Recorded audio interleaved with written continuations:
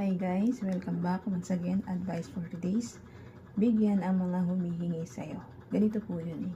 Kapag isa kang taong magpabigay sa kapwa-tao mo at hindi ka marunong magdamot sa kahit maliit na halaga, nagbibigay ka kahit ng ice tubig lang, edi mapalad ka kasi, di ba? Kahit konting pera mo lang binibigay mo pa, tinutulong mo pa sa kapwa-tao mo, di bless ka kay Papa God. Ang mga taong matulungin, sila po talaga may mga mabubuting puso. Sila po talaga yung mga makikita mo na hindi tumatangi kapag may humihingi sa kanila o lumalapit sa kanilang tulong. Ang mga taong ito kasi, sila yung mga blessed kay Papa God. Ang mga taong mahilig magbigay, palabigay, kumbaga giver sila sa mga taong nangangailangan. Sila yung pinagpapala ng ating mahal na Diyos Ama. Nakasulat po yan sa ating 10 utos ng Diyos.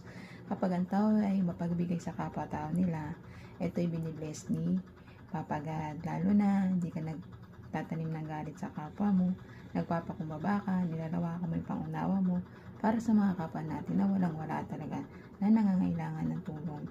Kasi kung minsan kasi yung mga tao, yung kung sino lang tumulong sa kanila, yun ang tutulungan nila. Tapos yung ibang din nag-ano sa kanila, nagtumutulong, hindi nila tinutulungan. Kumbaga, ang sabi ng ating Diyos, ng Diyos Ama, Diyos Anak na, tulungan mo kahit yung kaaway mo, o yung hindi tumulong sa'yo. Kumbaga, parang magbigay ka sa ibang tao kahit walang kapalit. Kumbaga, unconditional love.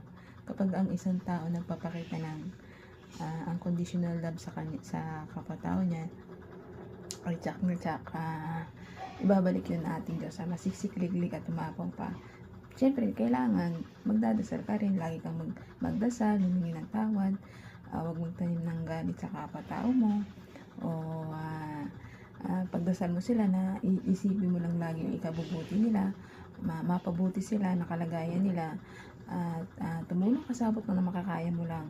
Wag naman yung sobra-sobrang aras, wala ka nang pambiling bigas, ito ibigay mo pa, di ikaw nawalan.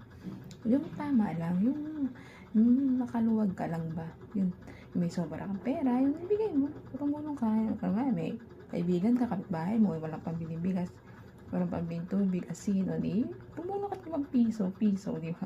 Wala ng piso palang asin, o 5 piso, 10, di ba? Kung meron ka, kung di wala, di pasensya kung wala. Kung ano ang meron lang itulong mo, yun ang ibigay mo, itulong mo. Wag naman na halos mawalaan ka na, ikaw naman magugutom kung lahat na lang ibigay mo sa kapwa mo, di ba? Kaya bilang isang mabuting tao, palagi kang magdasal, tumulong,